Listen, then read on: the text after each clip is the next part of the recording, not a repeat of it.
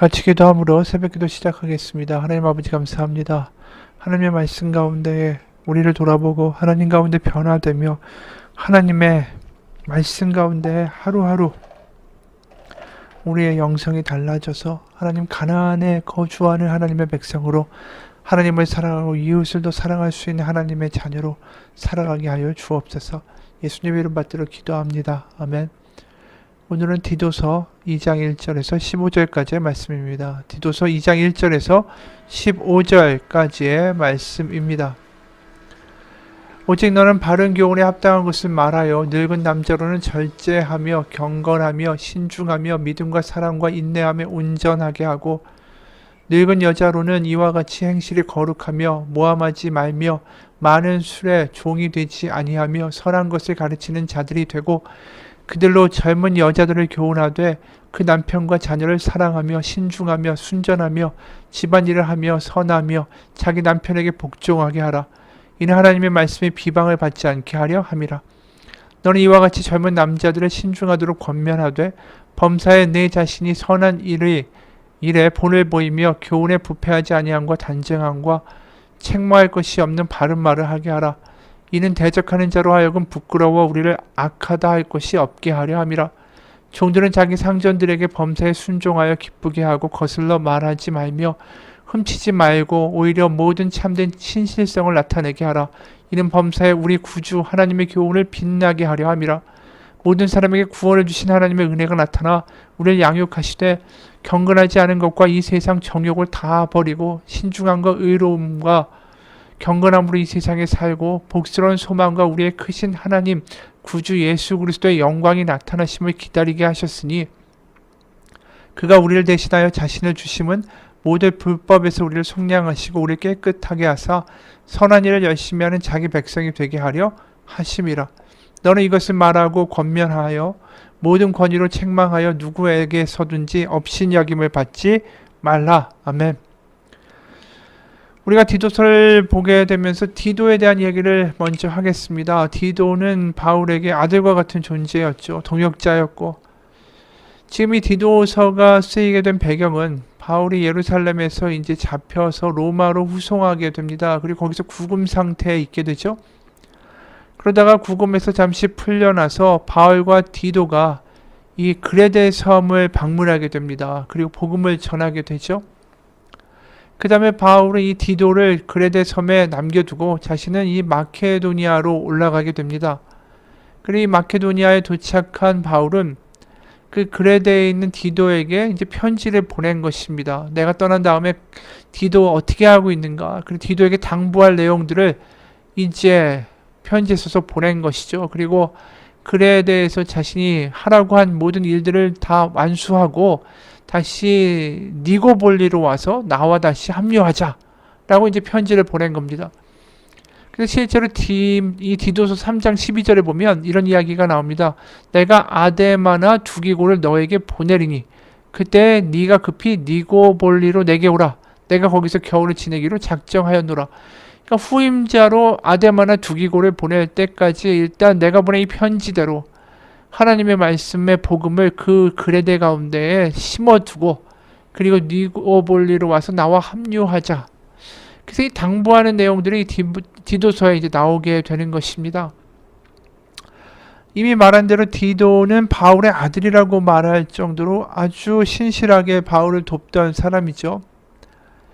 실제로 이 고린도 전후서를 보게 되면 고린도 이 편지 아닙니까? 그걸 누가 전달했냐 하면 디도였어요. 디도가 전달하고 또 소식을 받아가지고 바울에게 알려주는 사람이었다라는 거죠.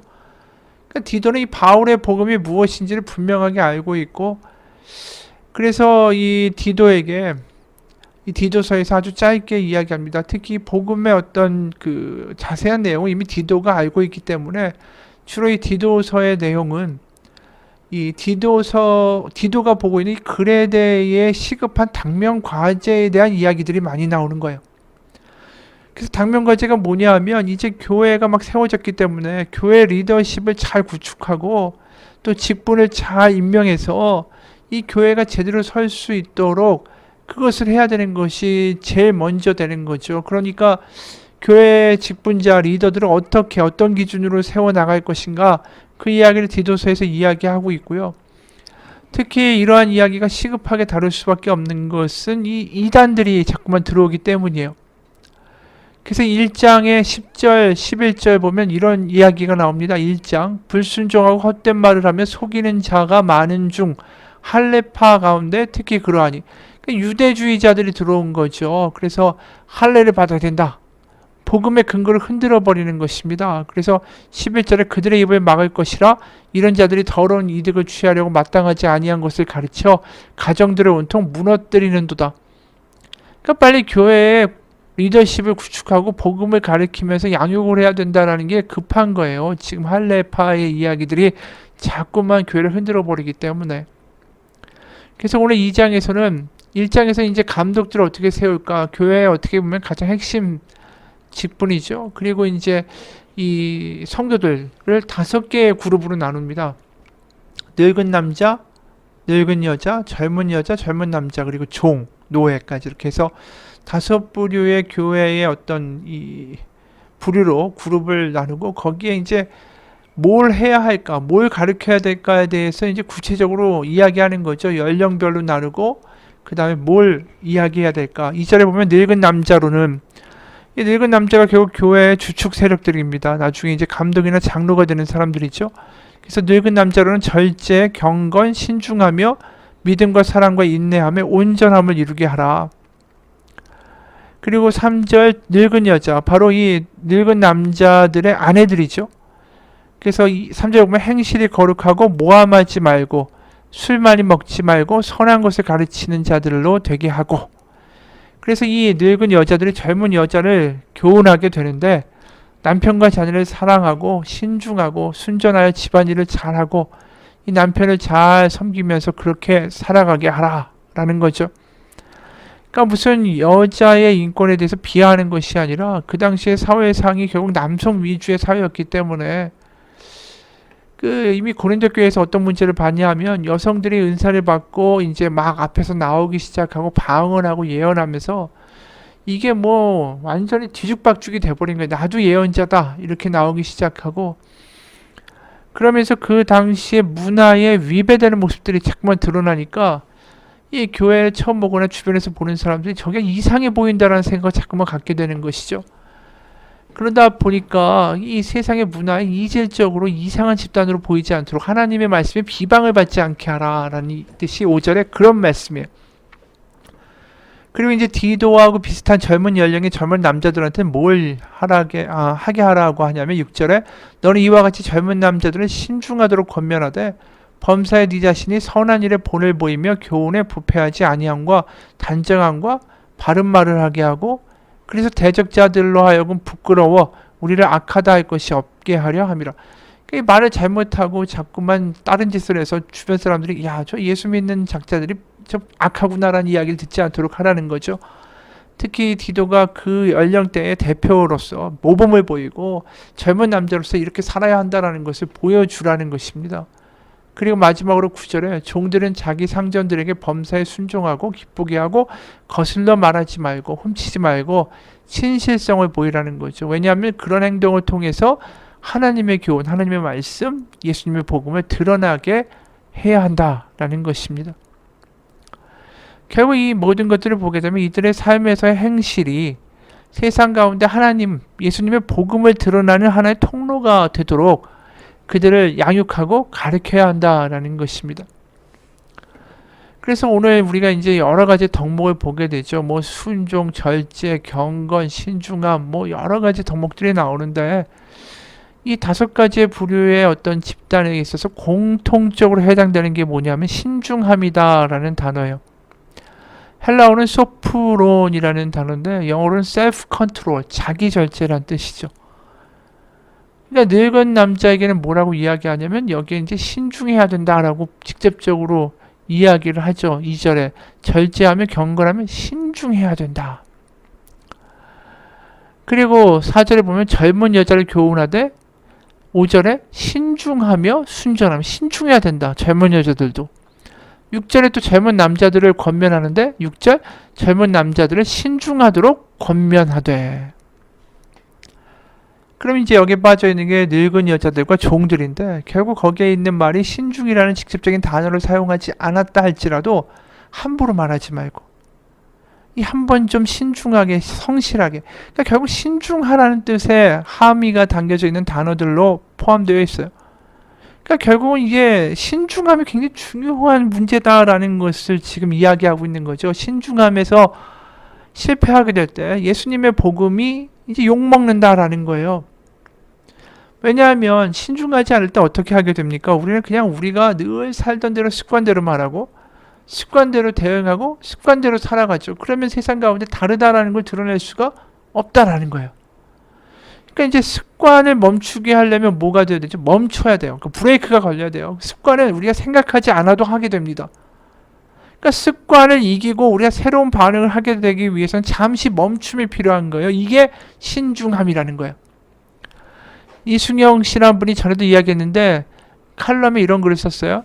흔히 우리의 뇌를 컴퓨터에 비유하곤 한다. 뇌를 컴퓨터에 비교한다면 우리의 생각과 행동은 소프트웨어 프로그램에 해당된다.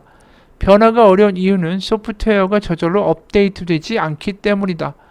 예를 들어 사람들과의 관계를 잘하기를 원하는 사람이 그의 예전 명령어인 분노를 계속 입력한다면 어떻게 될까?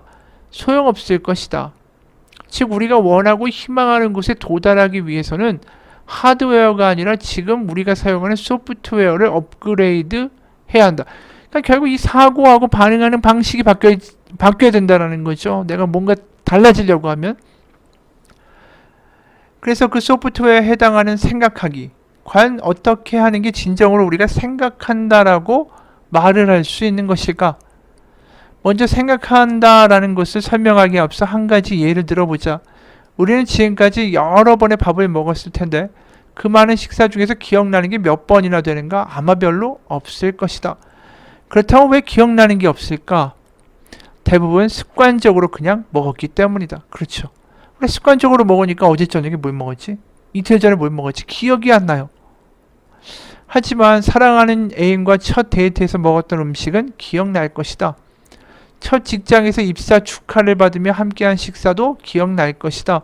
왜냐하면 아주 특별한 식사였기 때문이다.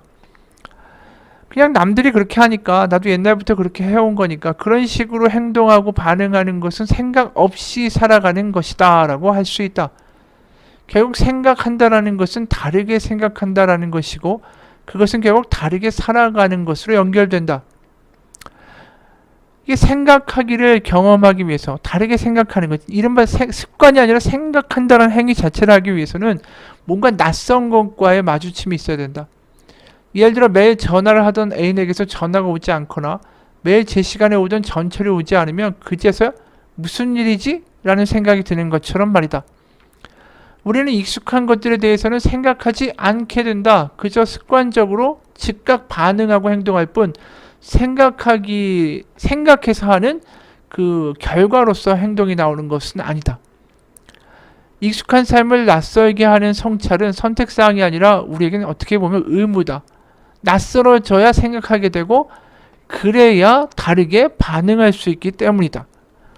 그렇죠. 우리가 하나님의 말씀으로 우리 주변을 다르게 바라보기 시작할 때 이게 낯설기 시작할 때 우리 새롭게 반응하고 새롭게 이야기하게 되는 거예요.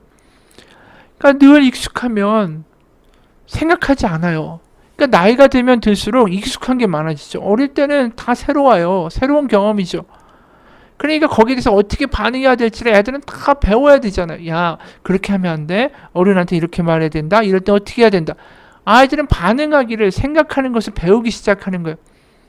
근데 나이를 먹으면 먹을수록 다 익숙해져요. 너무 뻔해요. 너무 습관적으로 해요. 그러다 보니까 하루를 지냈어요. 기억나는 게 없어요. 왜냐하면 다 습관으로 했지 내가 생각하면서 행동한 게 없었기 때문이죠. 바로 오늘 말씀이 뭘 이야기하냐면 생각하라는 거예요. 신중하라는 건 그냥 습관으로 가고 익숙함으로 가는 게 아니라 잠깐 멈추어 서서 내가 여기서 어떻게 다르게 하나님 뜻 가운데 반응할지에 대하여서 한번 생각해 보라는 거죠. 그러니까 우리의 삶이 익숙함으로 사라지는 게 아니라 말씀으로 사라질 수 있도록 우리의 삶이 변화될 때에 그게 주변 가운데 하나님의 복음과 하나님의 살아계심을 드러낼 수 있는 길이 된다. 사도 바울은 그걸 요구하는 거예요. 습관으로 익숙함으로 반응하는 것이 아니라 멈추어서서 다시 한번 하나님의 말씀 가운데 생각해 보는 것. 그것이 바로 늙은 남자, 늙은 여자, 젊은 남자, 젊은 여자, 종 모두에게 요구되는 하나님의 덕목이라는 거죠. 그걸 뭐라고 표현하냐면 12절 우리를 양육하시되, 하나님이 결국 우리를 양육하는 방식이 그거예요. 결국 멈추어서서 생각하게 하시는 거예요. 아, 이렇게 반응할 게 아니구나. 우리가 말씀을 암송하면 말씀이 우리 가운데 떠오르죠. 그럼 순간 아, 이렇게 반응하지 않고 이렇게 반응해야 되겠다라는 그 하나님이 주시는 감동이 있게 돼요. 그럴 때로는 하나님 우리 가운데 어려움도 주시죠. 그러면서 아, 이게 아니라 말씀 가운데 이렇게 반응했어야 하는구나를 우리가 또 알게 되면서 잘하는 거예요. 그러면서 결국 14절 선한 일을 열심히 하는 자기 백성이 되게 하려 하심이라. 우리를 빚어서. 그래서 우리의 습관과 익숙함과 세상의 방식의 대응이 아니라 하나님의 말씀과 하나님의 어떤 그 교훈을 가지고, 하나님이 주시는 소망을 가지고, 하나님이 주시는 사랑을 가지고 주변 가운데 말하고 대하고 권면하고 소망을 주고 생명을 줄 수 있는 그런 선한 일을 할 수 있는 백성으로 우리를 빚어가기 원하신다는 뜻이에요. 여러분, 우리는 신중하십니까? 익숙함으로 습관으로 삽니까? 아니면 말씀으로 삽니까? 오늘 한번 같이 고민해 보기 원합니다. 같이 기도하겠습니다. 하나님 아버지, 신중하다라는 거 그냥 뜸들이고 이걸 할까 저걸 할까, 이렇게 하면 저렇게 되겠지, 이렇게 하면 이렇게 되지 않을까 걱정과 근심 가운데 전전긍긍한다는 뜻이 아닙니다. 신중함이라는 것은 말씀으로 우리의 삶을, 익숙함을 깨어 부순다라는 뜻입니다. 하나님, 익숙함과 습관으로 살던 나의 삶에서 하나님의 말씀으로 나의 반응과 나의 표정과 나의 말투와 나의 대화가 변화될 수 있도록 하나님 성령으로, 말씀으로 우리를 인쳐주시고 인도하여 주시고 빚어 주옵소서. 그렇게 살아갈 때 아, 이렇게 말하지 않고 이렇게 생각하지 않고 이렇게 대응하지 않아도 되는구나, 하나님 안에서 새로운 길이 있구나, 그렇게 깨달아가며 영적으로 그리스도의 장성한 분량까지 자라가는 우리의 삶이 되게 도와 주옵소서. 예수님 이름 받들어 기도합니다. 아멘. 하늘에 계신 우리 아버지, 아버지의 이름을 거룩하게 하시며 아버지의 나라가 오게 하시며 아버지의 뜻이 하늘에서와 같이 땅에서도 이루어지게 하소서. 오늘 우리에게 일용할 양식을 주시고 우리가 우리에게 잘못한 사람을 용서하여 준 것 같이 우리 죄를 용서하여 주시고 우리 시험에 빠지지 않게 하시고 악에서 구하소서. 나라와 권능과 영광이 영원히 아버지의 것입니다. 아멘.